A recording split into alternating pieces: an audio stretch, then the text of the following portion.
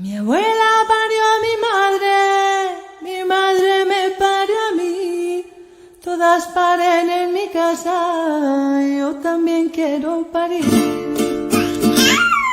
Mi abuela parió a mi madre me parió a mí. Todas paren en mi casa, yo también quiero parir. Yo quiero parir tranquila, que nadie me meta prisa, que mi chico esté conmigo, pues si hay lágrimas o risas.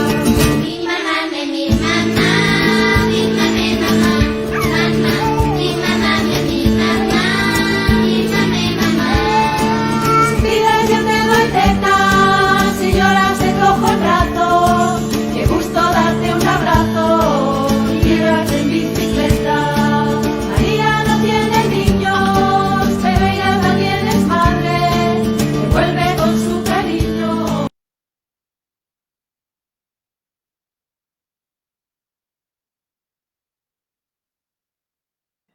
Hola, buenas noches. Estamos en otra transmisión de Historias Invisibles en tiempos y destiempos de coronavirus. Este proyecto surge por la necesidad de hablar de que las realidades no son iguales para todos, que existen muchos matices y que creemos que es prudente traerlos siempre al presente y en momento de disputa. ¿Por qué? Para que se hablen de ellas y empiecen a existir para todos y todos tengamos un poco más de empatía para trabajar en conjunto. ¿Hasta qué punto el cuerpo de una mujer se convierte en una máquina que no siente y solo debe parir? ¿En qué momento una mujer pierde cualquier derecho a elegir sobre su cuerpo, a vivirlo y habitarlo respetuosamente y con dignidad? Al parecer, el cuerpo de una mujer parece un territorio en el que deciden todos, menos ella. Una cosa que no siente, que no piensa y que no elige. ¿Por qué se romantiza, por un lado, la maternidad, pero por otra se educa a través del miedo? ¿Por qué se nos niega el movimiento, el placer y un modo amoroso de parir? ¿Por qué parece un trámite mercantil, de producción y de coste? ¿Por qué se tiene que agradecer estar bien cuando te da uno y tantos maltratos? ¿Por qué se cuentan más historias de partos terroríficos y experiencias traumatizantes que algo suave y digno para las mujeres? Hay muchos porqués, muchos interrogantes en este tema. Hay muchísimas más preguntas que respuestas de las que hemos escuchado. Esta noche queremos hablar sobre la violencia obstétrica. Nos acompaña Marian Mancilla, ella es madre, creadora escénica y acompañante de procesos de crianza y desarrollo infantil. Es egresada de la licenciatura en Literatura Dramática y Teatro de la Facultad de Filosofía y Letras de la UNAM. Sus últimos trabajos de escritura y escena han girado en torno al cuidado de la vida y el acompañamiento al propio duelo, y a trazar rutas de encuentro entre la infancia y la adultez. Es alumna de Romina Pérez Toldi y Melina Bronfman, con quienes se ha formado en las áreas de pedagogías del cuidado, pedagogía Pickler y desarrollo infantil y fisiológico. Actualmente realiza proyectos que ponen en diálogo maternidad, crianza, prácticas artísticas y feminismo. Y es beneficiaria del programa de residencias artísticas del FONCA, elaborando una serie de video performance sobre el abuso de la fuerza sobre el cuerpo femenino y la posibilidad de resetear la memoria. Marian, muchas gracias por estar aquí, gracias por acompañarnos. Abre tu micrófono si quieres y te invitamos a que nos compartas el texto que vas a leer esta noche. Hola, buenas Muchas noches gracias. a todas y a todos. ¿Cómo están? Les quiero compartir un fragmento que yo le llamo un proyecto inacabado o interminable más bien, que fue realizado principalmente entre el 2015 y el 2017, y es un texto que hicimos en colaboración, tanto médicos y médicas como personas de teatro. Principalmente Emiliano Hersh, quiero mencionarlo, Rodrigo Herrera, Alejandro Guerrero, Daniel Victoria, y compañeras y compañeros de la Facultad de Medicina con los que estuvimos haciendo unas prácticas de teatro. ¿Va? pues vamos a empezar.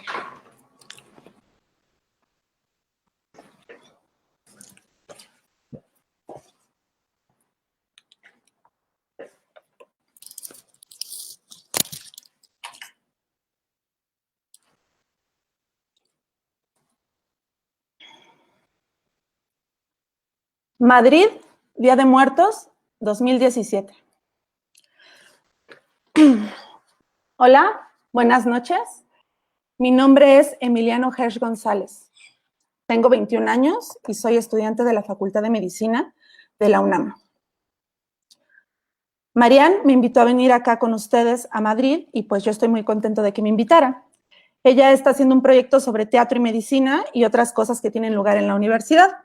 Cosas que no pudimos traer porque suceden allá y bueno, a mí sí me pudieron traer y pues estoy muy contento de que me invitaran.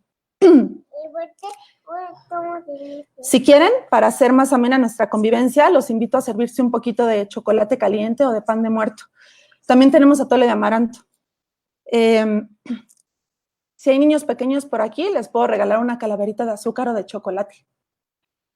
Este año, el Día de Muertos lo pasaremos acá en Madrid. Y creo que no nos va a ser fácil celebrarlo tal cual es. Originalmente queríamos venir acá a armar una ofrenda de Día de Muertos con ustedes, pero resultó imposible, principalmente por el tema de las flores. A ver, nosotros utilizamos unas flores que se llaman cempasúchil en nuestras ofrendas. O sea, sin estas flores no hay ofrenda. Cempasúchil significa muchas flores y son las que usaban los antiguos nahuas para enterrar a sus muertos. Como viajamos desde el viernes, hicimos una escala y pues no pudimos traerlas. Son flores que solo se dan en México y solo en estas fechas. El resto del año no las van a ver en ninguna parte. Aquí les traje una que obviamente se secó, pero pues para que más o menos la conozcan. Y les traje una de papel para que se den una idea de cómo se ven más o menos cuando están frescas. ¿O ya las conocían, alguno de ustedes? Bueno, ahora, ¿por qué querríamos nosotros hacer una ofrenda de Día de Muertos con ustedes? Como podrán notar, evidentemente yo no soy actor, aunque todos los días me disfrazo así para ir a la escuela y a los hospitales. Sin embargo, sucede que tengo un amigo que se llama Alejandro y que él sí es actor. Un día me dijo que si no quería participar en un proyecto de teatro. Y pues como me gusta hacer muchas cosas y estoy un poco hastiado de la escuela y de los hospitales, pues le dije que sí. Y él, puedes poner me pasó el teléfono de una amiga suya que se llama Marian. Yo al día siguiente le hablé por teléfono y me encontré con ella y con su perro en un café en Coyoacán y pues empezamos a platicar y a intercambiar historias de vida, etc. Ella, cuando yo la conocí, me pareció una persona bastante amable, aunque tremendamente seria. Ese día no me lo contó, pero tiempo después supe que estaba embarazada y que su embarazo era de muy, muy alto riesgo. Y bueno, pues había toda una historia detrás de nuestro encuentro. Ese día solo me contó que estaba muy enojada con el sector médico, así me lo dijo, y que quería hacer algo con ese enojo, que le estaba haciendo mucho daño y que por eso me había invitado a su proyecto a través de mi amigo Alejandro, porque yo soy un médico en formación y porque ella quería que yo le ayudara a organizar un taller de teatro en la Facultad de Medicina. Me dijo algo así como que quería hacer un taller como para regenerar personas o regenerar emociones, una cosa así la entendí, en los estudiantes de medicina. Quería que yo le ayudara a armarlo. Y yo le conté, pues que yo tengo un colectivo de estudiantes de medicina que nos gusta reunirnos a platicar de temas que no sean solamente la medicina. Y también le conté lo que me pasa, ¿no? Me pasa que me da miedo convertirme en lo que veo que las personas como yo se convierten. Fanáticos del dinero, maniáticos trabajadores, manipuladores de los cuerpos y del dolor ajeno. Total, pues como que nos emocionamos mucho, nos caímos bien y hasta hicimos un grupo de WhatsApp que se llamó Actores y Doctoras, Actrices y Doctores, así para comunicarnos y mandarnos chats, etc. Bueno, después de varias semanas de organización hicimos un taller al aire libre en la Facultad de Medicina, en el cual le propusimos a los estudiantes de medicina hacer ejercicios como los que hacen los actores y las actrices. Estos ejercicios como de relajación, de expresión, de confianza. Y Marian guiaba los ejercicios a través de un micrófono porque estaba cada vez más embarazada y les digo que su situación era bastante delicada. Entonces, pasaron cosas muy intensas en ese taller, muy bonitas, y también como que me cayeron muchos veintes. Había un ejercicio, me acuerdo muy bien, en el que todas las personas tenían que cargar a un médico o médica así estudiante en sus brazos, y esa persona tenía que soltar todo su peso, era como una metáfora, ¿no? Como si soltara toda su vida y la depositara en las manos de los demás, así como hacen los pacientes con nosotros, ¿no? Los doctores. Y pasaron muchas cosas. Invitábamos a los estudiantes a responder y participar en el micrófono a partir de una pregunta que planteamos. Y esta pregunta era, ¿cómo he llegado a odiar a los pacientes? Bueno, esa pregunta nos la contó la hermana de Marian, que es médica, y ella renunció a su profesión cuando se dio cuenta de que odiaba a los pacientes.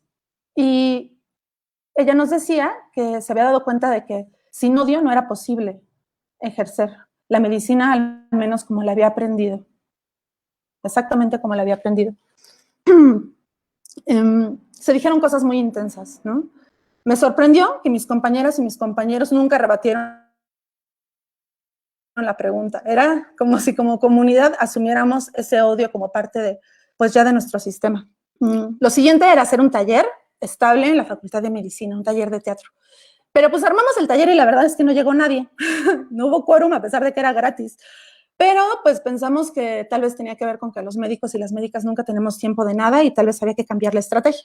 Para ese entonces ya nos reuníamos con toda esta gente de teatro a la que había convocado Marian en los pastos de la universidad, en las islas, a comer pizza y a tomar refresco, y hacíamos como reuniones temáticas de temas que nos parecían importantes. Un día hablamos, por ejemplo, de amor de pareja, y otro día hablamos del abuso de poder, y así, ¿no? Yo era el encargado de elegir los temas y de organizar las reuniones. En esas estábamos cuando se acercaban estas fechas, las del Día de Muertos, pero del año pasado. Y bueno, Marian nos invitó a participar, a montar una ofrenda alternativa, o algo así le llamaban, que se llamó Festival de Ofrendas Vivas en la UNAM, organizado por Aarón Andrade, no sé si lo conozcan.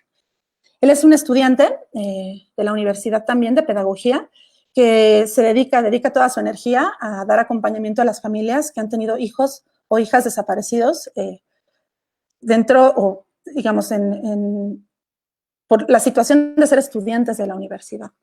Entonces, es un grupo que se llama Nos Hacen Falta. Ellos nos invitaron a una ofrenda que iba a ser por fuera de las ofrendas oficiales de la UNAM y nos empezamos a reunir, actores y doctoras, actrices y doctores. Y fue ahí que me enteré de cuál era este asunto de Marian con los médicos, ¿no? Ella quería hacer una ofrenda porque su hijo mayor, Yoko, ¿no?, había muerto antes del parto y porque ella había vivido una gran negación por parte de su entorno a hablar del tema. O cuando la veían, las personas actuaban como si nada hubiera pasado. Incluso su familia y sus amigos se habían alejado muchísimo de ella. Era como si su parto, el nacimiento de su hijo, incluso su hijo, se hubieran borrado del planeta, hubieran desaparecido del planeta. Y ella, de alguna manera, necesitaba, por todos los medios posibles, reconstruir su historia una y otra vez. Así que para eso nos había llamado. Era como si fuera muy necesario retratar ese momento que había durado muy poquito tiempo en una sala de urgencias, pero que le había cambiado la vida por completo.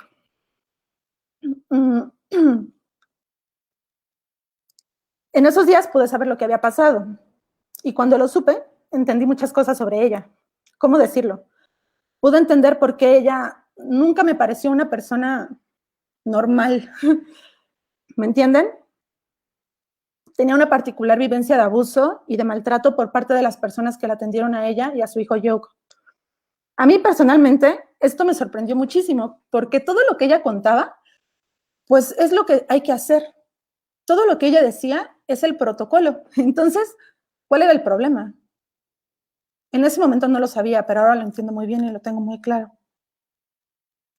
En México, la violencia en todas sus formas es el pan de cada día. Pero de aquello parece mantenerlo como un secreto. Marian convocó a sus amigas mamás, que también tenían bebés fallecidos e historias de violencia, para que nos ayudaran a hacer la ofrenda. Y entre todos, mamás, doctores, doctoras, actores y actrices, hicimos esta ofrenda. La verdad es que quedó súper bonita. Quedó muy bonita y muchísima gente se acercó a hablar de sus bebés y de todo el dolor encapsulado que llevaban durante años cargando. Algo que me sorprendió mucho fue ver la fraternidad entre las madres, todo el cariño que se expresaban aún sin conocerse. Y desde ese momento, como que he estado muy atento y me he dado cuenta de la particular manera en que son y sienten las madres. Es como si supieran algo del mundo que todos los demás ignoramos. Creo que a eso me refería con que ella no me parece una persona normal. Después de lo de las ofrendas, ella y yo nos dejamos de ver con la misma regularidad. Yo volví a la dinámica de las clases y ella pues tuvo a su segundo hijo, Dani bebé, y después de literalmente meses de no saber uno de la otra, me llamó y me dijo que si quería asistir a una presentación de este proyecto que se iba a hacer y yo le dije que sí, le dije que cuándo, me dijo que por estas fechas y yo le dije que ok. Y ella me dijo, ¿solo que hace en España? Y yo le dije, ¿qué? Y me dijo, pues sí.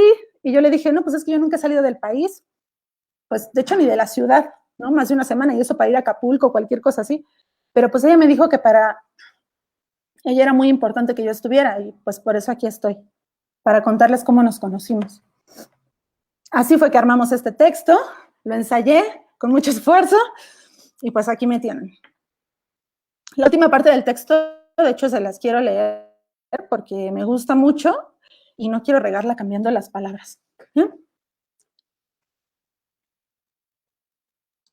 Espérenme tantito. No sé qué tipo de obra haría yo después de la muerte de un hijo. No sé qué se puede hacer después de eso. Ella dice que todo lo vive como a través de una malla que la separa del mundo y que aún así puede sentirse feliz y hacer cosas.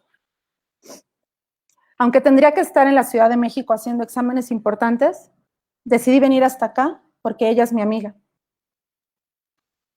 Y porque si a ella le parece importante y a ustedes también que nos juntemos y nos pongamos a hablar de estas cosas, pues es porque así tiene que ser. Marian dice que si algo le despertó el maltrato y la indiferencia que vivió cuando Yoko nació y murió, fueron las ganas de rescatar lo sagrado de cada momento y hacer de cada una oportunidad una pequeña celebración. Como ganas de recordar ese trato digno que merecía. Por supuesto, su día favorito es el Día de Muertos, porque es cuando prepara las calaveritas de azúcar y de chocolate que le da a los niños y que les gustan tanto. Esto forma parte de lo mismo. El venir hasta acá, traerme, el ponerse a preparar atole y pan de muerto, reunirnos para no olvidar nunca y para recordar a nuestros muertos, porque todos de alguna manera hemos nacido y todos de alguna manera hemos de morir. Y cada nacimiento y cada muerte merecen todo el amor del mundo. Ya. Muchas gracias, María. Muchas gracias. De eso se trata, de no olvidar. Bueno, no olvidemos. Si quieres que te atienda yo, va a tener que ser por cesárea antes del 10 de octubre. Si no te calmas, se va a morir tu hijo dentro. ¿Y cómo vas a estar sin anestesia? ¿Vas a estar tranquila? Porque yo mis oídos los quiero sanos, sin gritar, que no estás en la carnicería. Ah, pero no te quejabas hace 9 meses cuando abriste las piernas. Estas y tantas frases se han normalizado durante el parto, ejerciendo una violencia psicológica, a veces física, hacia las mujeres, en donde parece que lo que menos hay es empatía. Violencias que se construyen desde el embarazo, con presiones para que sea cesárea, como un ejemplo. Violencias que no concluyen al parir, pues en el puerperio o la llamada cuarentena se prolongan. Violencias que dejan una herida permanente en los cuerpos, en la memoria y en las historias de las mujeres. Porque eso seguramente te cambia todo. Hemos hecho esta charla por el derecho a parir con placer, respeto y dignidad. Porque es un nunca más a la violencia hacia las mujeres que eligieron maternar. Porque es una revolución, un acto político, un acto de amor. Que se respeten los cuerpos y vientres de cada mujer, las que no eligen ser madres y las que eligen serlo. Que las mujeres sean las que deciden sobre sus propios cuerpos. Esta noche nos gustaría hacernos muchas preguntas. Técnicas, sí, pero también llegar a una reflexión profunda y un encuentro en todas esas voces. Hace unos días se lanzó una pregunta sobre este tema. Varias mujeres abrieron su herida, pero también se encontró el acompañamiento, el aullido feroz de no seguir permitiendo esto. Por las que lo vivieron, por las que estamos y por las que vendrán. Nos acompaña Lila Guerrero, doula y guía de salud sexual y menstrual, directora y fundadora de la organización Tribu Comadres, proyecto dedicado a generar redes de madres y a difundir los derechos reproductivos, los derechos de las mujeres, las niñas y los niños. Hola, buenas noches, te doy la bienvenida. La primera pregunta que queremos hacerte, ¿qué es la violencia obstétrica? Ay, ya estoy, perdón, no puse mi micrófono. Híjole, yo no sé si en este momento, o sea, sí quiero definir violencia obstétrica, por supuesto, porque es parte de la información, pero después del texto que nos acaba de poner Marianne, me movió y me toca muchas partes del cuerpo. Me toca en el sentido en el que soy dula. Las dulas acompañamos los embarazos, los partos y los pospartos en varios niveles. No tenemos intervenciones clínicas, sin embargo, resguardamos y cuidamos la vida. Defendemos los derechos de la madre y del bebé y de la familia, idealmente, porque no todas las dulas toman ese papel. En mi caso, sí, para mí es parte fundamental de mi trabajo, si no, no tiene sentido. Entonces, todo lo que acaba de contar Marianne a mí me mueve todo el cuerpo, porque mi trabajo es poner el cuerpo. O sea, cuando yo asisto a un parto, pongo el cuerpo. Cuando yo asisto a una embarazada, pongo el cuerpo. Cuando asisto a un posparto, pongo el cuerpo. Cuando asisto a un duelo perinatal, pongo el cuerpo. Entonces, en este momento siento como mi cuerpo me llama, me hace un llamado de dula. Además, algo que no puedo no decir es que Marianne y yo nos conocemos de hace muchos años. Estudiamos juntas en la misma carrera. Yo también estudié artes escénicas.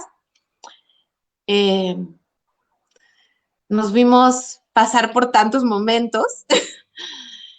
Y lo muy curioso es que yo estuve ahí, pues, meses antes de la pérdida que tuvo. Estuve ahí después, meses después.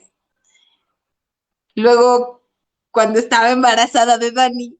Luego, cuando nació Dani. Luego, no fui su dula, nunca he sido su dula, digamos, como que me haya llamado como dula, pero me siento una amiga mamá. O sea, somos amigas mamás, no sé si lo compartimos, Marianne, pero así me siento, ¿sabes? Comadres, somos comadres. Entonces me siento atravesada por todo lo que acaba de contar porque lo siento en el cuerpo, porque la siento cerca, porque es una mujer con quien he podido estar en contacto profundo y a quien admiro profunda y grande y expandidamente. Entonces quiero decir que la primera forma para mí, antes de decir violencia obstétrica, quisiera hablar de violencia. Y desde mi punto de vista, la violencia es la discapacidad de reconocer al otro o al otro. Eso es violento.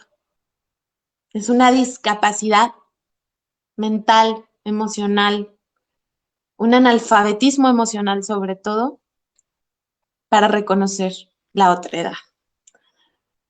Eso para mí sería nombrar violencia. Y creo que es muy importante hablar de que lo que acaba de contarnos Marian tiene el cuerpo completo y descifra muy bien, en términos muy amplios, la violencia. Porque en la historia hay una discapacidad profunda de reconocer la otredad, ¿no?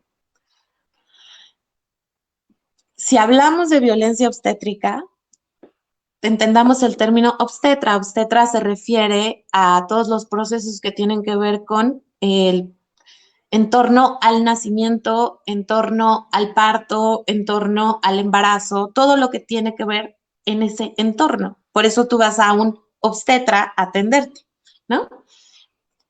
Por lo regular, un ginecólogo es obstetra, ¿ok? Entonces, por eso son ginecobstetras. Pero la obstetricia tiene que ver con este momento, con este entorno, con este contexto de la mujer. Y yo quisiera hablar de la familia, porque también el padre pues puso ahí lo suyo, ¿verdad? Para que ese bebé exista. Entonces, si hablamos de violencia obstétrica, estaríamos hablando de que es un tipo de violencia que es de género, porque se ejerce sobre un cuerpo, que es el cuerpo de la mujer. Pero también yo quisiera hablar que también tiene que ver con la violencia a la infancia, porque también los bebés, aunque sean humanos en pequeña escala, tienen derechos. Entonces, estamos hablando de un tipo de violencia que coarta los derechos humanos de la madre, del cuerpo de la madre y también del bebé. O sea, estaríamos hablando de que poco se habla, pero sería violencia pediátrica, ¿ok? Y no se habla de esa violencia porque, insisto, se sigue invisibilizando a los bebés porque son pequeñas escalas y, sin embargo, son humanos completos que tienen tantos derechos como todos los seres humanos. Entonces, digamos que violencia obstétrica sería no respetar el proceso de la madre, pero engloba muchas cosas, muchas. Estamos hablando desde fertilidad hasta embarazo, hasta parto, nacimiento, eso incluye cesárea, por supuesto, posparto, y también yo hablaría, insisto, de la parte pediátrica, de los derechos del bebé recién nacido y del tema reproductivo. O sea, es un tema amplio, gordo, grande, que tiene muchas aristas, pero básicamente tiene que ver con estos contextos. ¿Y qué es la violencia obstétrica? Pues es no reconocer que la madre es una otredad. Por eso yo empecé por ahí. Es no reconocer que un bebé es una otredad también. Y es no reconocer eso, ¿no? No reconocer que al ser otra persona completa, tiene derechos humanos. Aquí lo interesante es que estamos hablando de un tema de violencia de género. ¿Por qué? Es muy interesante porque la madre, la maternidad, y voy a replicar palabras de una mujer divina que espero que quienes nos vean la puedan leer, que se llama Casilda Rodríguez, que es la autora de un libro increíble que se llama Pariremos con placer, que pueden descargar en internet. Y ella lo puso descargable, es lo que quiero decir, no se están violando derechos de autor, ella lo está regalando al mundo. Aquí está la cosa. la única vía por la que la humanidad llega a este planeta es la maternidad. No hay ninguna otra. El único cuerpo por el que el mundo, por el que la humanidad aterriza y llega, encarna, es el cuerpo de las mujeres. Es una violencia muy específica, porque es un abuso primal, es la violencia primal a la madre y al bebé. ¿Por qué es tan importante poner énfasis en esta violencia? Porque es el inicio de todo. Y esa violencia modifica la estructura mental y emocional de una madre y de un bebé. Esa mujer que está pariendo, que está dando a luz y que está recibiendo esa violencia, aunque se nos olvide, es la misma mujer que va a criar. Es decir, estamos entregándole a un bebé, una mujer, a su madre, en un estado de trauma, violentada. Esa mujer es la que va a sostener la vida. Es decir, que este tipo de violencia garantiza más violencia. Es una violencia muy, muy fatal, que recién se está admitiendo que no estaba asumida socialmente. Hace apenas un par de años, un grupo de personas que trabajamos en Comisión de Derechos Humanos cuando era Distrito Federal, logramos que se incluyera el término violencia obstétrica después de un trabajo muy largo sobre derechos, con muchos especialistas, licenciadas, gente de derechos humanos, defensoras, parteras, médicas, médicos, de todo, dulas, de todo pasamos por ahí. Y apenas en México, en la Ciudad de México, apenas se aceptó el término, todavía no se publica la Gaceta, seguimos esperándola, pero eso sería a grandes rasgos la violencia obstétrica. A mí me gustaría hacer una pregunta para las dos, para Marian y para Lila, considerando también muchos de los comentarios que nos compartieron otras mujeres. Y es que ejemplos de normalizaciones de violencia obstétrica existen. ¿Cuáles podemos mencionar? ¿En cuáles no estamos locas? ¿Cómo? ¿Qué ejemplos, no sé, como las frases que decía, que están como muy normalizados esos tipos de violencia y siempre se adjudica que la que está loca es la mujer o es una exagerada o tiene que agradecer que no le fue tan mal? ¿Qué ejemplos podemos tener? Creo que eso también nos ayudará a identificar y a poner nombre de no eres tú la culpable. Porque creo que también hay mucho trabajo de culpa hacia las mujeres en estos procesos. Pues es que yo podría pasarme toda la noche hablando sobre esos ejemplos, porque los he vivido antes de ser madre, al ser madre, y también en mi entorno, mi familia, mi madre, lo que sé que vivieron mis abuelas que murieron antes de que yo las conociera, o amigas, ¿no? O comadres, ¿no? Entre mujeres y habiendo pasado por ese umbral de parir, de cualquier forma que hayamos parido, compartimos mucho esas historias a veces. Entonces, yo estuve en un grupo de apoyo psicológico a mujeres que habían vivido muerte de hijos y violencia obstétrica, y lo que les puedo decir es que escuché las historias más... estar ahí y salir de ese lugar era ser otra persona, ¿no? Escuchar a cada persona ahí.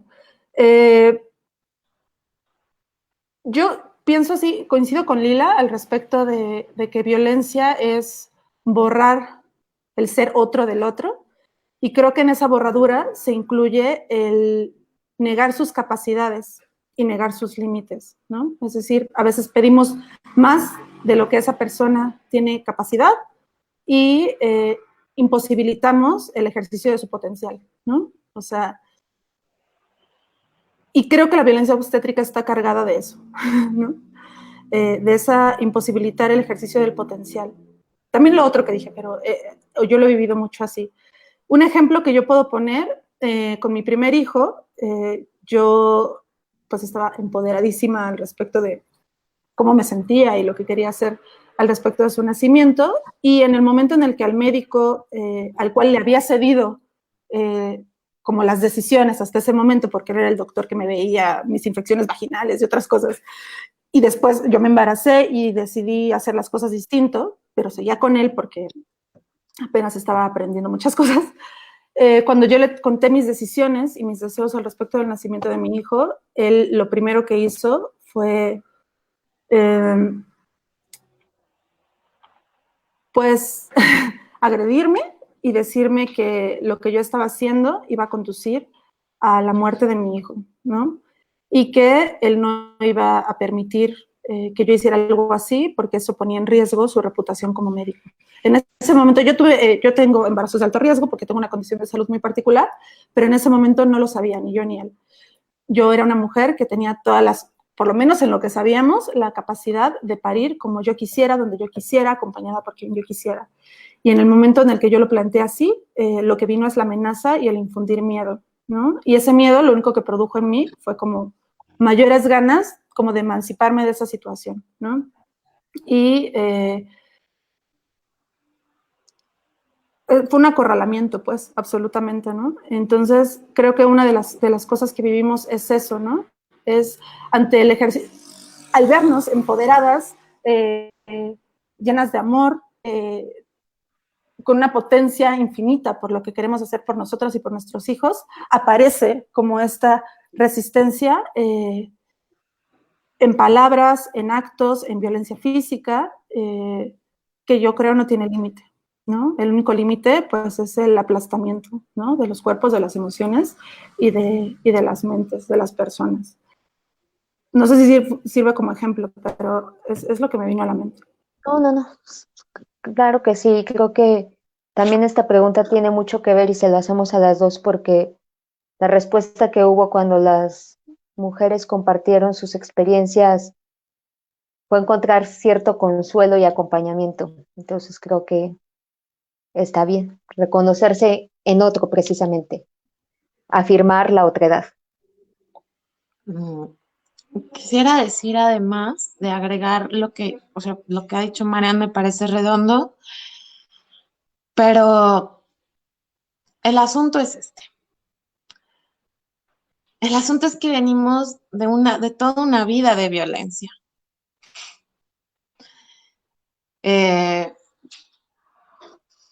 Yo me siento muy afortunada, muy afortunada, porque tuve un parto y un embarazo y un posparto sin violencia, ¿no? O sea, en un entorno de muchísimo cuidado.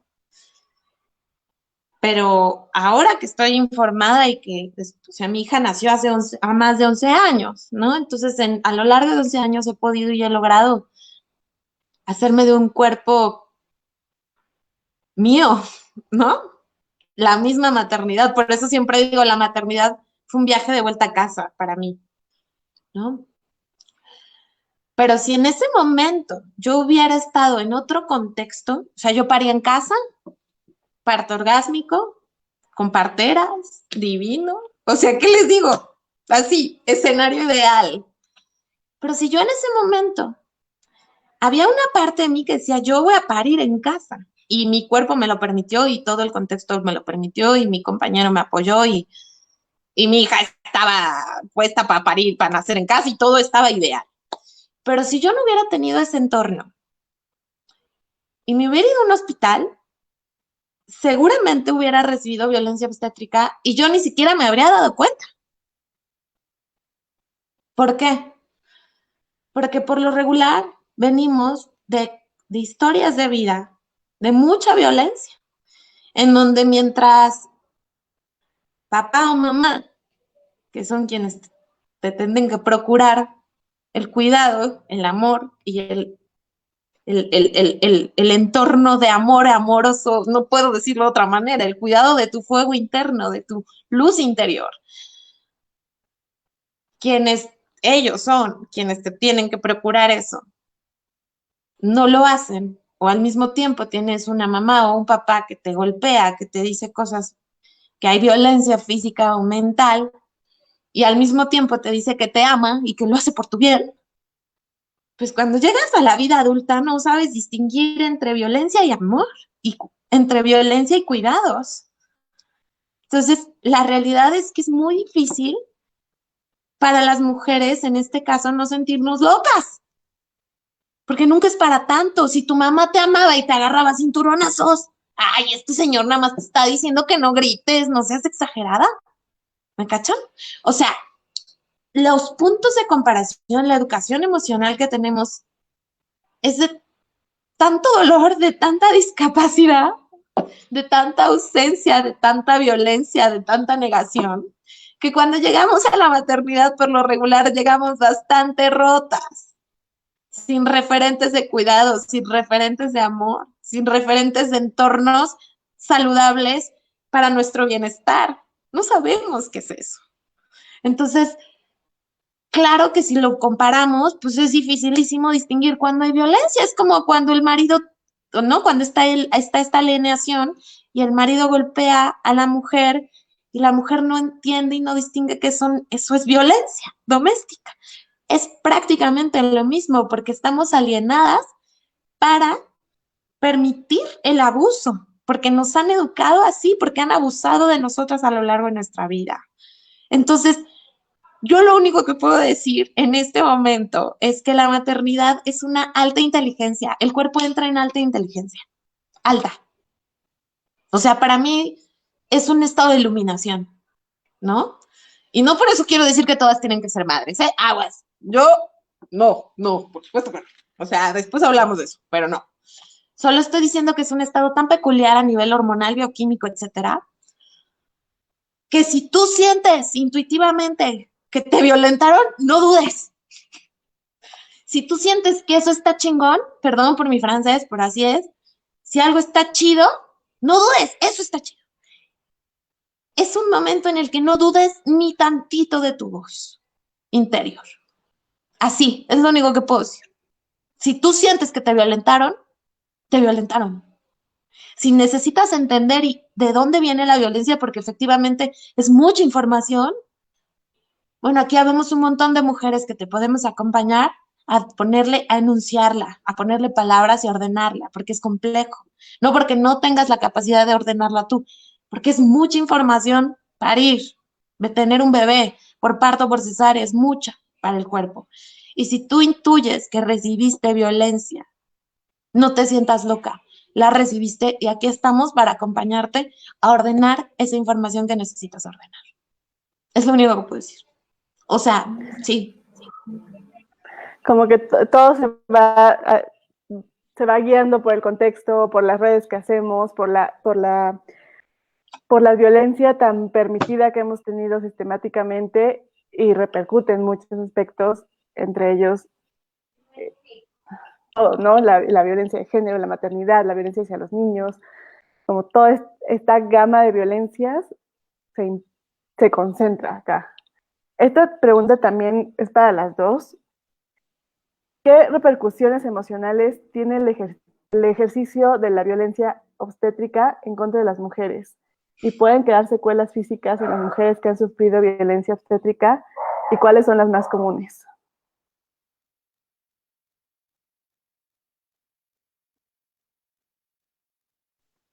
Bueno, yo no sé cuál es como toda la gama, ni las más comunes, pero yo, por toda la vivencia que he tenido, ahora puedo reconocer muchas cosas que de muy chiquita pasaban. Esa violencia pediátrica de la que habla Lila, yo la reconozco desde que era muy pequeña y me llevaban al doctor, ¿no? recuerdo lo desagradable que era para mí tener las manos de un señor extraño en mi cuerpo. Así no me tocaba los genitales, o a veces sí lo hacía, ¿no? Pero era una cosa tipo abuso, ¿no? Y la normalización de eso y el estar forzada a vivirlo así. Es muy peculiar como cosas que hoy considero terribles me parecían súper normales hasta hace pocos años, ¿no? Por ejemplo, el sentir miedo, un miedo muy, muy grande ir al ginecólogo o a la ginecóloga. El sentir un dolor físico cuando me metía en un espejo vaginal, por ejemplo, ¿no? Yo pensaba que era normal que te doliera y que era normal que la persona que te estaba atendiendo simplemente lo hiciera, pese a que te salían lágrimas, ¿no? Es decir, esto, como cuenta Lilia, es como una cadena, así, ¿no? Legendaria. ¿Cuál es la repercusión? Pues yo creo que es lo que vivimos en nuestros cuerpos cuando, en mi caso, siendo mujer, siendo madre, habiendo sido esa niña, esa adolescente, con infinitas anécdotas de esto que era, yo ya había normalizado el sentirme mal, ¿no? en esas condiciones, de entornos obstétricos, como hablaba Lila. Bueno, no porque fuera a tener hijos en ese momento, sino porque iba a revisiones al ginecólogo o lo que sea. Creo que para mí son huellas que modifican internamente el metabolismo físico, emocional, mental y espiritual, y que toda la luz que sale de ahí es el trabajo de una para ir más profundo de eso que pasó y para darte todo ese cuidado y todo ese reconocimiento y esa mirada que no tuviste, ¿no? Entonces, pero pues eso, o sea, ya como que me fui en mis pensamientos, pero yo creo que es algo tremendamente profundo que vivo en mí hoy en día, que lo veo en las mujeres que tengo cerca, que lo veo en la calle, que lo veo en las miradas, y que antes me parecía normal ese estado de dolor, de insatisfacción. Como digo en el texto al final, todos hemos nacido de una u otra forma. Entonces, todos de una u otra forma tenemos una huella de nacimiento y podemos preguntarnos cuál es o cómo fue y preguntarle al cuerpo. En el momento de preguntarle al cuerpo, algo va a salir. Como dice Lila de la maternidad, que en la maternidad se despierta como esa intuición tan aguda, también la maternidad revela enormemente, desde mi perspectiva,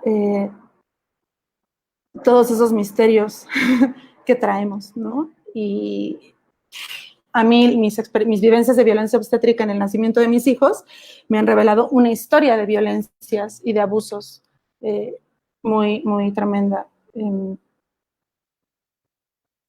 No sé si respondí a la pregunta. Sí, creo que sí la responden y aunque Fabiola y yo no somos madres, no sé si lo vayamos a hacer, ya lo dirá la vida, pero creo que también nos revela pues ciertas violencias con las que hemos vivido desde que nacimos, con las que hemos convivido, de las que se habla también de nuestro árbol genealógico, de nuestras amigas. Y pues creo que es una charla muy reveladora, muy entrañable, muy menos teórica, más conectada, y la agradezco. Así que Perdón, sí, quisiera agregar una cosa chiquitita que sí, tiene que claro. ver con la violencia en el cuerpo de los niños o de las niñas. Algo que yo observo muy claramente en temas de desarrollo infantil o de la primera etapa de la vida, es que los cuerpos de los niños cuentan muy claramente la historia de su cuerpo, ¿no? Nosotros, conforme pasan los años, pareciera como que ponemos capas y capas y capas, pero observando a los niños y a las niñas nos podemos dar cuenta de muchas cosas.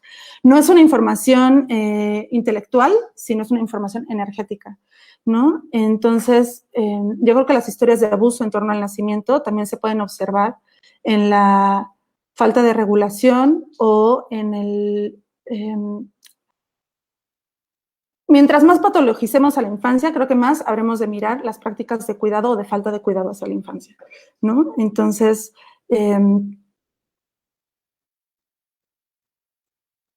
pienso que las heridas de nacimiento se pueden percibir en los niños y en las niñas como un grito por conexión, un grito por mirada, un grito por escucha, por abrazo, por tacto, por contacto, en una sociedad que más vive de fragmentar los vínculos, ¿no? Entonces, que normaliza esa ruptura de los vínculos.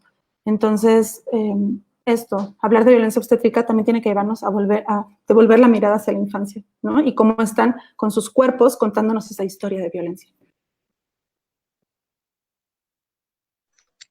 Algo que quisiera agregar sobre la misma línea que ha abierto Marian sobre, pues sí, sobre estas formas en las que se manifiesta cuando hubo violencia obstétrica, o sea, las consecuencias. Quisiera un poquito hablar de esto. A ver, mamá pudo haber tenido una experiencia de parto divina y bebé no. ¿Ok? Mamá pudo haber tenido una experiencia de parto terrible y bebé magnífica. O sea, no siempre se sincroniza, ¿ok? Porque tiene que ver con un montón de cosas. El proceso de nacimiento es duro, es fuerte, es muy potente. Y de pronto bebé o mamá o los dos necesitan espacios para digerir el proceso. Y eso no necesariamente es porque hubo violencia obstétrica, ¿vale? Vivir un proceso intenso requiere, o sea, no parimos ni nacemos todos los días. Es algo extraordinario, es algo que ocurre de pronto y que requiere de un montón de espacio y de digestión emocional y mental, ¿ok? Entonces, a veces que haya cierto trauma no necesariamente tiene que ver con que hubo violencia obstétrica. La violencia obstétrica es un abuso de poder de parte del personal de salud o de quien atendió el parto, ¿vale? Esa es la violencia obstétrica. Pero puedes haber tenido un parto súper respetado y haber vivido un proceso muy violento. ¿Sí me cachan? Como poder distinguir también. No quisiera que de pronto viéramos mamás o bebés con ciertos síntomas y las mamás dijeran, tuve violencia obstétrica. A ver, si tú intuías antes, a lo mejor sí, pero quisiera que pudiéramos distinguir como estos procesos, ¿no? Porque si no, de pronto todo se mete con todo y hay que darle lugar y organicidad. Si yo pudiera hablar de la consecuencia número 1,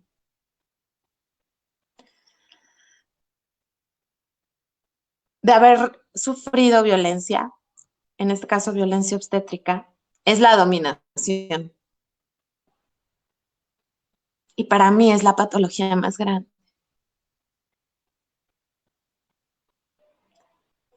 Para mí esa es la más grande, la dominación. Que una madre, que un bebé tengan la impronta de ser esclavos, de ser esclavas, esa es para mí la más terrible patología que existe. Entonces, si pudiéramos hablar de la más grande consecuencia de la violencia obstétrica, se llama dominación. ¿Sí? Una de las reacciones que puede haber, uno de los síntomas que hay por haber, y no siempre, pero por lo regular, cuando una madre recibió violencia obstétrica fue y es la depresión postparto. No siempre. Puede haber depresión postparto sin haber recibido violencia obstétrica, pero ojo, a veces y muchos casos, altos porcentajes, han decantado que mujeres que recibieron violencia obstétrica desarrollan depresión postparto. Una madre que está en un proceso de depresión postparto requiere de muchísimo acompañamiento, pero además, imagínense, viene de haber sido abusada. Esto, como dice Mariam, también la maternidad nos despierta un montón de la historia de vida no digerida. O sea, es que es como la lupa, ¿no? Por eso yo digo, es la gran iniciación, ¿no? Porque ahí es donde encuentras el cielo y el infierno con un pie y con el otro, y caminas la vida y el duelo con un pie y con el otro, ¿saben? Así al mismo tiempo, todo al mismo tiempo, como dice mi monólogo de stand-up, en donde donde digo todo esto riéndome. Entonces, todo al mismo tiempo, chicas, eso es. Entonces, imagínense, viene una mamá, voy a poner un supuesto, que recibió violencia obstétrica, que eso le abrió un montón de procesos de historia de violencia en su cuerpo, en su historia de vida.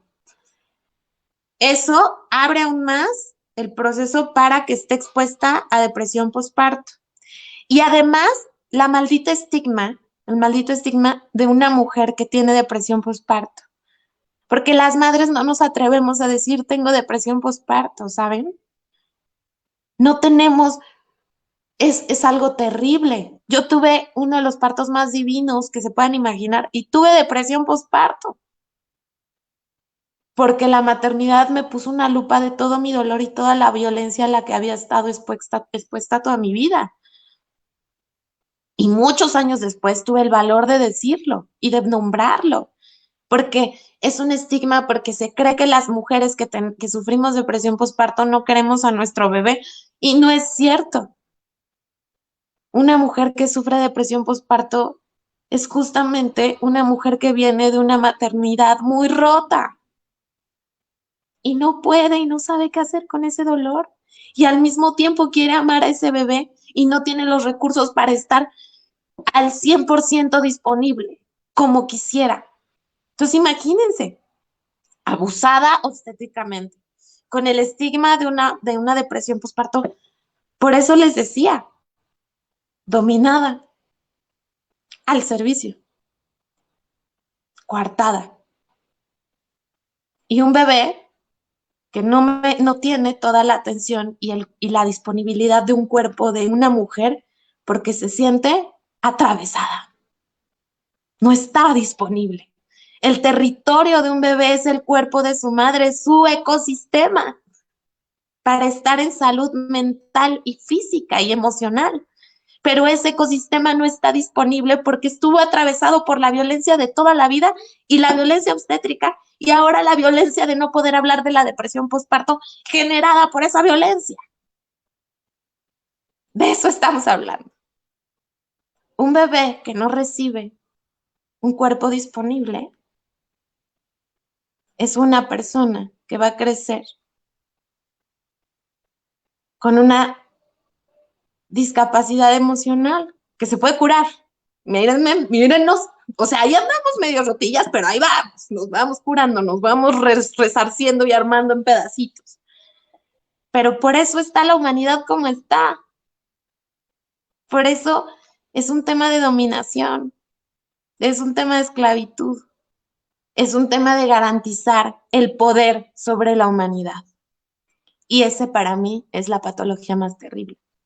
Efectivamente, hay muchos estudios de Michelle Odant, de Nils Bergman, donde hablan sobre las consecuencias de que los bebés sean separados de sus madres, que es otro tipo de violencia obstétrica, que se refiere a la violencia pediátrica, que los bebés no tengan disponible el cuerpo de la madre inmediatamente después de nacer. Hay muchas consecuencias psicoemocionales. O sea, estamos hablando incluso de ciertos tipos de sociopatías, ¿ok? Por decir menos, por hablar de lo menor, pero incluso temas de psicomotricidad, que Marian puede hablar muy bien de eso, tienen mucho que ver con la falta de cuerpo disponible de la madre, con la falta de lactancia. Personas con tabaquismo, tenemos serios problemas de tabaquismo por situaciones de cuerpo con madre, de no haber tenido el cuerpo disponible, ¿no? De nuestra madre. Y de eso yo casi puedo decir que todo lo malo que nos pasa tiene que ver con eso. Por eso, para mí, la consecuencia es la dominación. Que una mujer no se sienta dueña de su cuerpo y que no pueda tener ese cuerpo disponible y lo quiere tener y no puede para su bebé. Y no nombremos para las mujeres a las que sin consultarles les cortan las trompas de falopio o les ponen el DIU. porque ahí estamos hablando de procesos de una distorsión y de una disrupción hormonal impresionante a una mujer que va a estar de posparto, que ya de por sí tiene vamos a tener nuestro desequilibrio hormonal natural, nuestro reacomodo, y súmale que no te tomaron en cuenta que te iban a cortar las trompas o que te iban a poner un DIU. No te preguntaron. Entonces, consecuencias, pues, ¿qué les digo? Hormonales, sociales, mentales, psicoemocionales. Dominación. Eso es, así lo resumo. Muchas gracias. Para mí es muy conmovedor porque también es como reencontrarme con mi propia historia y de algún modo sentir la necesidad de reconciliarme con mi madre, con mi abuela, con mi propio vientre, mi propio útero, sea o no madre. Eh, ay, bueno, y me gustaría preguntarte tal vez algo más amable. ¿En qué consiste un parto respetado? ¿Qué otras alternativas existen? Porque no todo es negro, quiero pensar, porque ustedes nos están abriendo un panorama de que puede ser diferente y que podemos generar un entorno donde no sea de dominación, sino sea de libertad.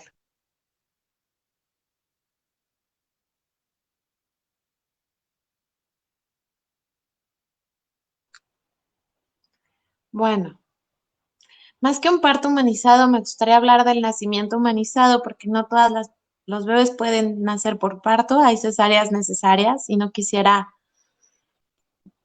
volverme una anticesárea. Soy anticesáreas innecesarias, pero me parece que hay muchas cesáreas que se pueden vivir humanizadas, por eso creo más bien en el nacimiento humanizado. Y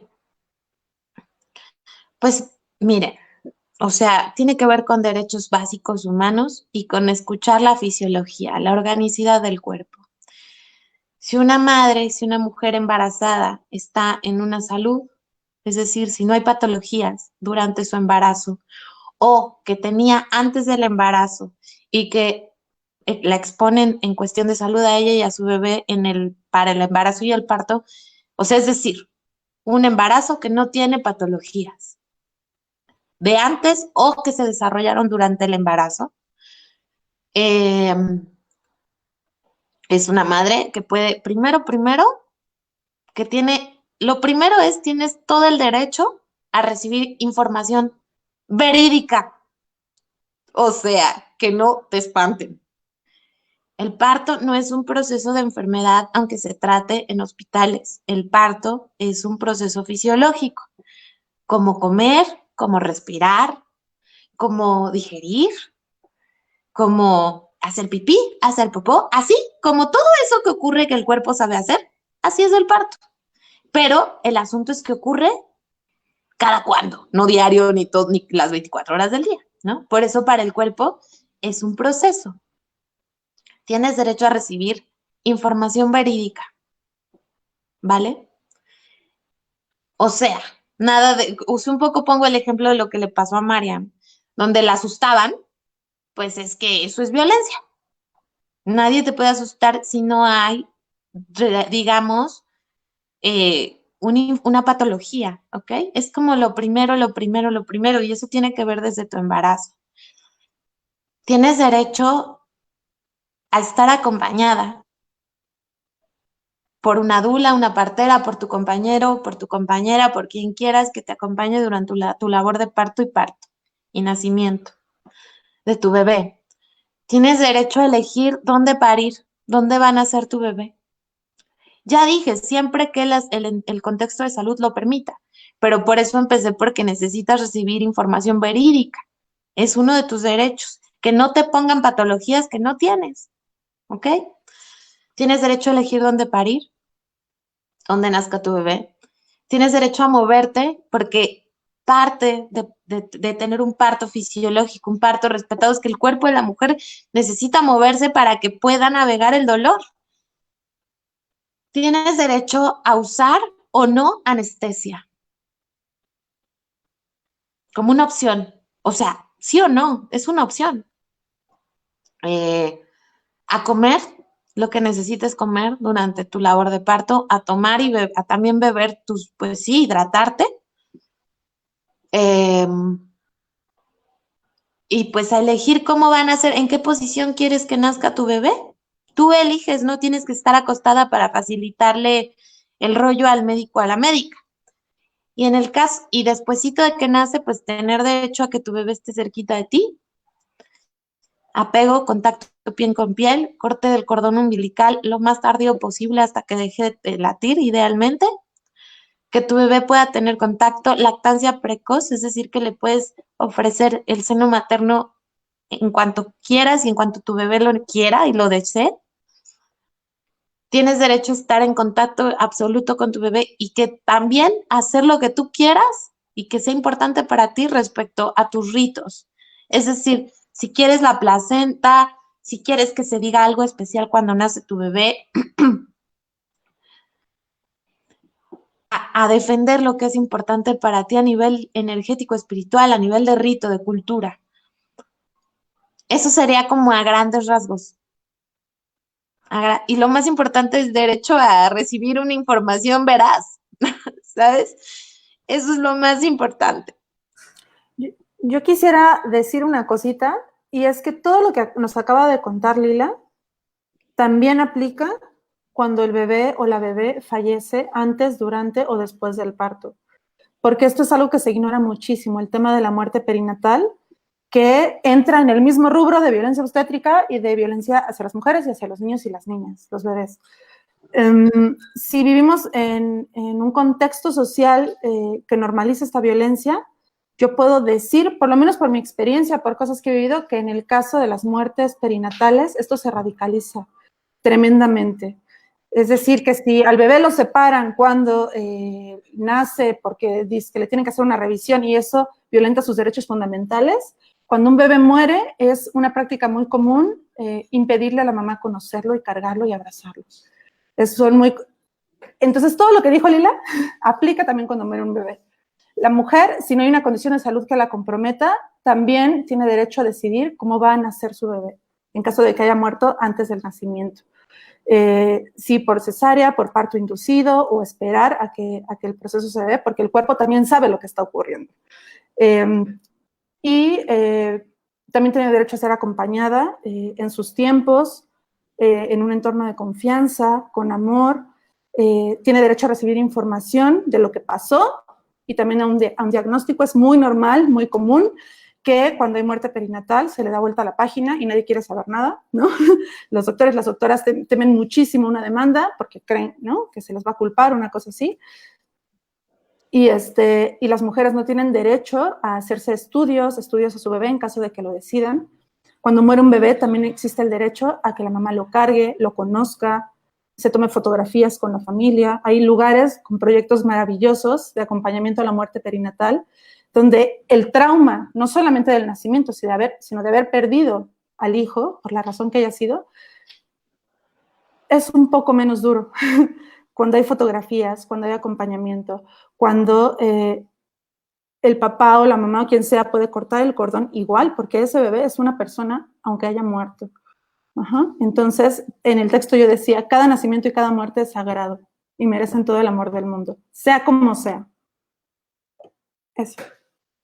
Muchas gracias a las dos. Creo que en estos momentos justo nos abrieron todo un nuevo mundo de derechos que muchas veces conocemos y que deberíamos hablarlos, dialogarlos más para defenderlos, porque son primordiales.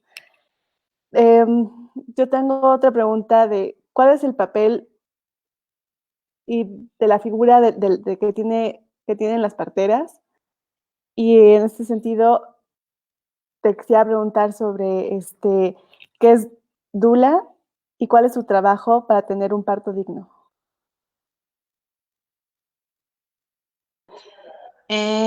Las parteras son mujeres formadas de manera, puede ser también, pues digamos, institucional, en alguna clínica, en alguna escuela de partería, o bien parteras formadas de manera tradicional, es decir, la partería es en realidad es un oficio que se hereda de madres a hijas, ¿no? De abuelas a nietas. Entonces, originalmente la partería pues está conectada con una herencia de linaje pues mujeril, ¿no?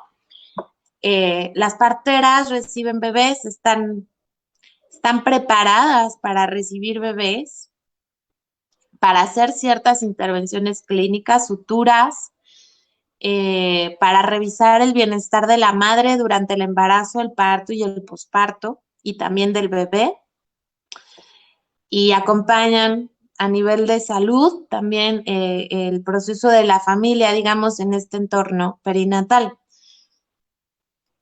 Un poquito sería o sea, es muy similar a lo que hace un obstetra, pero el obstetra, por ejemplo, pues sabe hacer una cesárea, ¿no? En los casos cuando tenemos que recurrir a cesáreas, se hace un equipo de obstetras, parteras, dulas, que acompañamos todas el proceso, ¿no? Porque los obstetras tienen una formación médica, a diferencia, hay parteras que también son obstetras, ¿vale? Hay diferentes modelos de partería. Solo quisiera decir que todos los modelos son, siempre que sean modelos de cuidados, es decir, que seas partera realmente y no te digas partera y no tengas la menor idea, ¿no? O sea, no quisiera hablar ya de esos perfiles que los conozco también.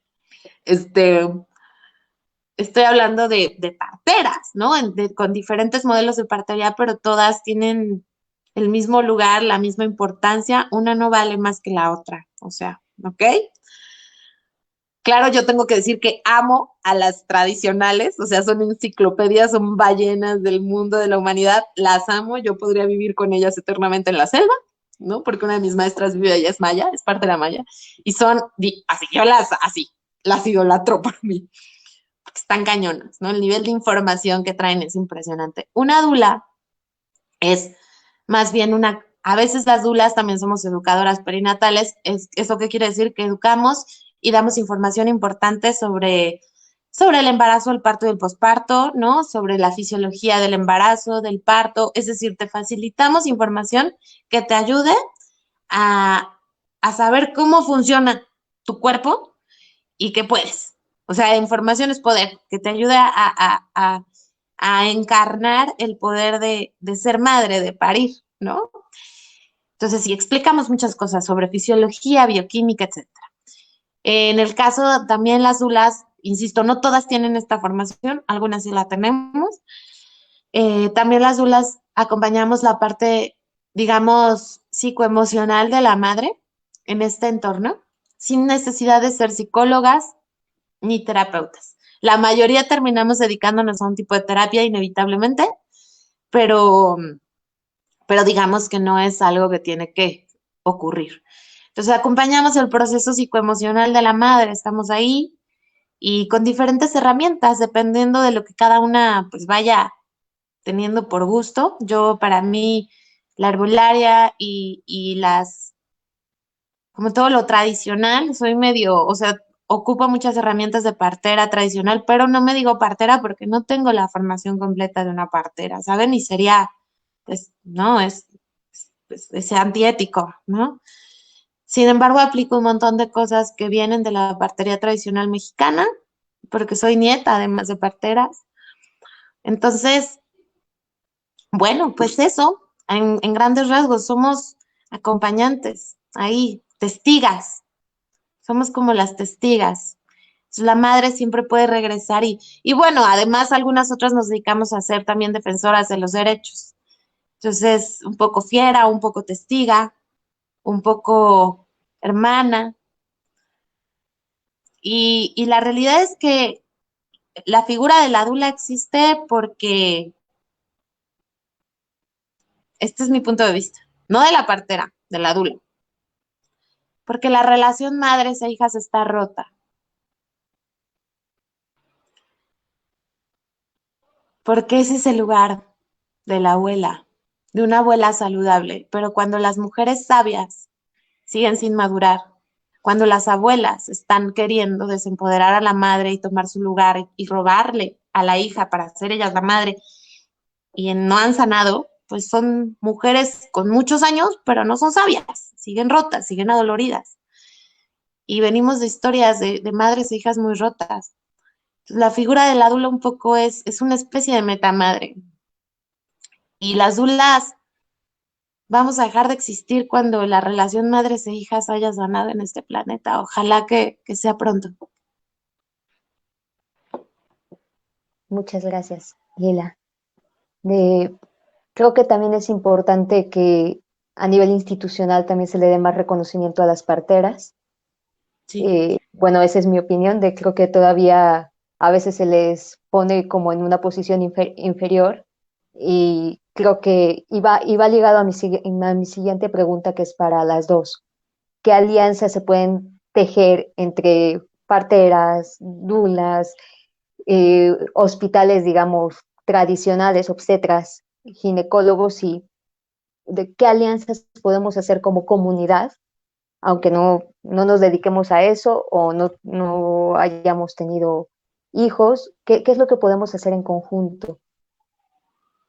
La lucha es por la vida. Ya lo dijeron las zapatistas. La lucha es por la vida, que no se nos olvide. Claro.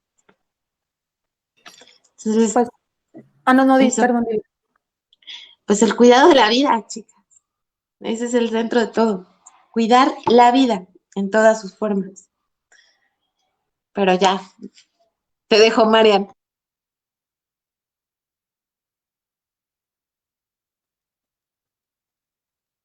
Eso, creo que es lo que dijo Lila, o sea, poner el cuidado al centro, que puede sonar, es una frase chiquita y simple, pero que es un trabajo que a veces es visible y a veces es invisible. Y cuando es invisible cuesta mucho, pero está ahí. O sea, yo digo como cuidar la vida fuera de los reflectores, ¿no? Dentro y fuera de los reflectores. Porque dentro de los reflectores a veces no es tan difícil como fuera. Y también pienso, pues eso, recordar que todos nacemos y todos morimos. Todos hemos estado ahí y vamos a estar ahí. Es un ciclo. Y lo que les contaba al principio de cuando mi hijo murió, me pasaron muchas cosas, pero una de ellas fue que hice eso, ¿no? O sea, fui a la facultad de medicina, me hice amiga de muchos médicos muy jóvenes, médicos y médicas, y empezamos a hacer cosas que queríamos hacer, talleres de teatro. No estoy diciendo que eso sea una alianza, pero fue desde mi lugar de madre doliente y hacedora escénica, la herramienta que encontré, ¿no? Ponerme a hacer teatro un rato corto con unos amigos, y yo no creo que eso haya cambiado así su formación y nada de eso, pero a ambos nos modificó en el momento. Entonces, creo que todas las personas, a lo que sea que nos dediquemos, lo que hagamos, sea la cosa que sea, o no a lo que nos dediquemos, lo que nos gusta, lo que sabemos nos apasiona, tiene lugar en esa alianza de la que hablas, Itzel. Pero implica un trabajo de quitar caretas, porque si estos chavos médicos y chavas hubieran dicho, no, yo solo me dedico a esto, yo solo me dedico a hacer teatro de esta forma, pues no hay posibilidad de contaminación, de contagio, de mezcla, y creo que necesitamos mucho más de eso. Mezclarnos para tejer cosas en conjunto. Em, bueno, existen lugares en los que se pueda denunciar la violencia obstétrica, y las instituciones de acompañamiento, si nos puedes nombrar algunas, que vamos a ir posteando esta semana por si la gente la necesita. Claro. Bueno, en México, Solo voy para, a interrumpir, invitar a la gente que está viendo, si tiene alguna pregunta o comentario hacia ustedes, este es el momento. Momento de escribirlo. en México está Gire, que ya se lo había comentado Itzel. Para mí Gire es una de las instituciones más comprometidas con el cuidado en torno a todo lo que tiene que ver reproducción de las mujeres, la defensa del aborto libre y seguro, la defensa del parto y del nacimiento humanizado, todo lo que tiene que ver con temas reproductivos, Gire está en un nivel de compromiso que yo poco he visto en otras organizaciones. Entonces, en México yo hablaría de Gire. Hay otra organización internacional que se llama El Parto es Nuestro, que tiene principalmente su sede en España, que también es un nivel de compromiso muy grande. Está la Comisión de Derechos Humanos de cada entidad, en donde puedes también ir a levantar tus denuncias. Pero ahí en esos casos yo siempre recomiendo que acudan a la asesoría de alguna organización tipo Gire, El Parto es Nuestro, que les puedan asesorar sobre cómo hacer estas denuncias, porque luego el asunto es que como no sabemos los pasos, no lo hacemos. Entonces, esto. Y bueno, en Tribu Comadres, una de las cosas que nos dedicamos a hacer es a defender los derechos del nacimiento, de la crianza y de la lactancia. Entonces, si bien no nos dedicamos específicamente al tema de derechos como Gire, siempre damos atención a madres que necesitan acompañamiento en este proceso pues para conducirlas con las personas ideales que pueda tener, ¿no? Su historia, ¿no? Entre tantas. No sé si por ahí María seguro debe tener y conocer algunas más. En realidad no. O sea, yo lo que he escuchado es Gire y en el caso también de situaciones, porque se complejiza, ¿no? De muerte perinatal, en México está ECADuelo, que es como una organización de madres y hay tanatólogas, dulas, que también tienen como mucha experiencia acompañando estos casos. Y bueno, yo ahí conocí Gire, ¿no? Entonces, pues ahí como que están conectados.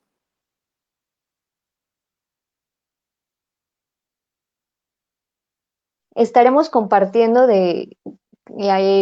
mí me parece que ya subí información de Gire, pero nadie me hizo caso, pero lo compartiremos nuevamente por si lo ocupan o hay alguien que lo ocupe o simplemente estar informados, porque no solamente tiene que ver, como decía Lila, con embarazos. Carla Mireya les agradece, no hay una pregunta como tal. Ya me confundí de ventanas. Pero Carla Mireya dice que no hay preguntas, solo agradecimiento. Es muy nutritivo escucharlas, sanador, diría yo, y les agradece. Y Berta les pregunta que cuál es el nombre del libro que mencionaron.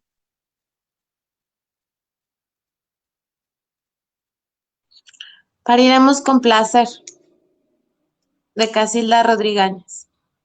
No, igual, si tienes el link o lo buscamos y dejamos esa información en las redes para que lo puedan descargar.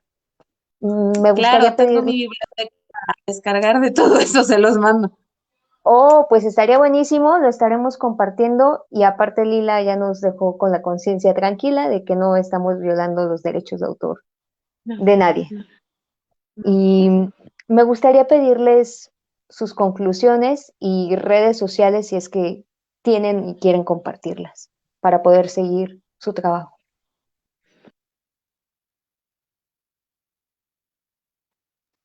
Bueno, yo conclusiones, nada más agradecerles, encontrarnos aquí. Es muy bonito después de los años y las idas y venidas, todo esto. Yo estoy súper agradecida porque, como les comentaba a mí, la maternidad y el duelo me alejaron mucho de muchos ámbitos y de muchas personas, pero al mismo tiempo me reencontraron y me presentaron nuevas posibilidades. Entonces, pues sí, me siento agradecida, les pido una disculpa por la tardanza, tuve un tema conmigo misma y con mi bebé y les agradezco que me esperaran tantito, fue muy inesperado. Y pues yo así como que no tengo muchas redes, estoy como Marian Roxana en Facebook y ahí a veces publico cosas y tengo la página de 1000 Mesetas, que es un grupo donde hacemos teatro a veces, hacemos algunas cosas a veces y a veces no, y con ellos pues más bien en ese espacio de colectivo hemos realizado algunas cosas en torno a la maternidad y a estos temas que estamos platicando. Y pues nada, gracias. Muchas gracias a ti. Y te mandan, Lorena Jauregui te agradece, Marian, por compartirte y las dos, a Lila, a ti, Marian, por todo. Pues encontré aquí un texto que igual si quieres luego te lo mando, que escribí, que se llama Maternidad, el gran poder oculto. Y para que lo compartan, les voy a leer un pedacito. Para mí esa sería la conclusión de esta charla. Siempre regreso a ese texto. Es más es un homenaje a Casilda Rodríguez, ese texto, porque como se darán cuenta, soy muy, muy, muy fan de Casilda Rodríguez, así, absoluta. Me podría ir a vivir con ella. Bueno, no sé, ya, pensándolo bien, no sé. Pero quisiera terminar con este texto y te doy primero mis redes. Les doy primero mis redes, es Tribu Comadres, así estamos en Facebook. Somos dos codirectoras, Penélope Hernández y yo, y hay otras más colaboradoras, está Fernanda, está Mónica Huerta, y así todas las mujeres que se van sumando a colaborar en Comadres, y también algunos hombres, aunque tengo que decir que principalmente somos mujeres. Esa es una organización sin fines de lucro que promueve los encuentros maternos y los derechos de las madres y los bebés y sus familias y la crianza respetuosa, así. Mi fanpage personal, que estoy como Lila Guerrero, y en Instagram igual Tribu Comadres y como Lila Guerrero me encuentran. El blog de Comadres es co-madres.blogspot.com. Ya pronto va a dejar de existir en esa plataforma, pero todos van a poder regresar ahí porque Blogspot está muy chafa y ya no lo tolero, pero bueno. Y mi página personal es lilaguerrero.com. Entonces les voy a contar este textito y con esas para mí serían las conclusiones. La propuesta para comenzar un cambio respecto a nuestra relación con la maternidad es de nuevo tomar el poder de nuestra sexualidad y nuestra potencia vital. La maternidad no es asunto solo de las mujeres, es el tema que nos compete a todos y todas. La maternidad es la gran oportunidad de cambiar el mundo. ¿Queremos otro mundo? La relación con la maternidad debe cambiar. Estamos hablando del futuro de la humanidad, de la oportunidad de volver a ser seres humanos conectados con la vida, la propia, las de otras y otros y las del planeta que habitamos. La revolución materna es, entre comillas, útil, es íntima, está al alcance de todas y todos. Es la forma más contundente que conozco de colectivizar el cambio y volver al amor. ¿Y ya? Muchas gracias. Tania Sony les manda un abrazo a todas y que muchas gracias por sus palabras y que sí, que ella conoce Gire y que hay mujeres muy chingonas en este movimiento. Nada, yo quiero agradecerles a las dos por haber estado aquí. Creo que fue un tema muy entrañable, con muchísimas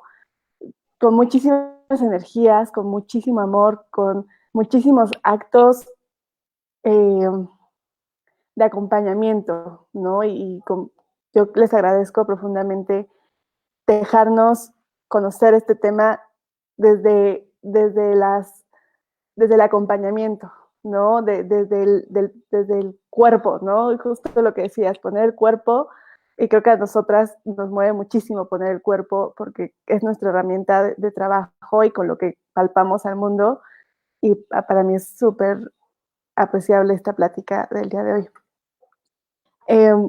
Bueno, nosotros somos Nuna Teatro Contemporáneo, nuestras redes sociales están todas como Nuna Teatro Contemporáneo. Es bien complicado como cambiar del tono emotivo al tono decir redes sociales, pero síganos en las redes sociales. Nada, y como agradecer muchísimo a Borderline Teatro porque son nuestras aliadas, compañeras, y creo que en estos momentos justo eso, ¿no? crear una maternidad revolucionaria para estos lazos dejen de estar rotos, es como lo que yo me llevo. Quiero agradecerles mucho compartir este momento. Para mí significa mucho. Es un tema que empezó a darme vueltas hace unos meses por algunos descubrimientos en la vida, inquietudes. Y es muy bello saber las nuevas posibilidades de amor, de revolución, de comunión, de reestructurar situaciones que ya están enfermas. Y hoy en particular alguien muy especial para mí, que por motivos muy emotivos me dijo: haz que esta sea la mejor transmisión. Digo, no sé si sea la mejor, porque todas han sido muy importantes para mí. He aprendido mucho, pero sí ha sido muy entrañable, muy emocionante. Creo que he cumplido mi promesa de dejarme tocar, de dejarme comprometer y pues de replantearme muchas cosas, ¿no? Sobre la maternidad, sobre la vida, sobre la compañía, sobre lo que está atrás y sobre mis compañeras en el mundo. Muchísimas gracias, Mariam, Lila. Me siento llena de amor. Me siento llena de amor. Gracias. Y de vida. Sí, sigan a Borderline Teatro, siempre se me olvida. Y el miércoles tendremos otra transmisión que creo que también será muy entrañable, muy emotiva. Hablaremos de discapacidad. Nos centraremos en 2 tipos de discapacidad, que es la intelectual.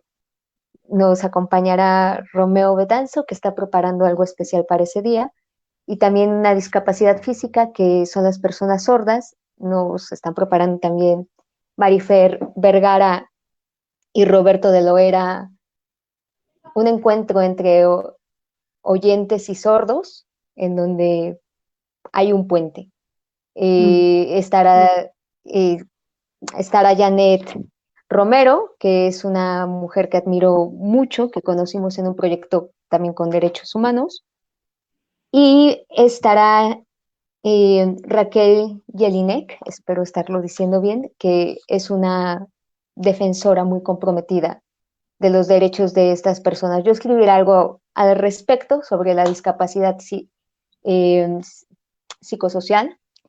Y pues nada, muchas gracias por estar aquí. Los esperamos a las 8:30 por Nuna Teatro, el Borderline Teatro. Agradecimientos a Marian, a Lila, a Rosa Zaragoza, que conocí gracias a Lila, que nos permitió utilizar su música, otra manera de bailar, de vibrar y de sonar el vientre, sonar la vida, sonar el encuentro. No solamente canta de esto, pero en estos temas de verdad van a bailar y van a vibrar la vida. Gracias a Ricky por ayudarnos con sus ilustraciones. En este momento está trabajando en la siguiente. Y gracias a Gus, porque sin su apoyo técnico, Fabs y yo no podríamos transmitir realmente. Gracias, bonitas. Y muchas gracias a las personas que nos han escrito, a las personas que siguen las transmisiones, les han dejado más comentarios sobre la lectura que comparten, y que las invitaremos a leerlas, obviamente. Lean los comentarios y nada, nos vemos el miércoles. Gracias. Mi abuela parió a mi madre me parió a mí. Todas paren en mi casa, yo también quiero parir. Mi abuela parió a mi madre me parió a mí. Todas paren en mi casa, yo también quiero parir. Yo quiero parir tranquila, que nadie me meta prisa, que mi chico esté conmigo.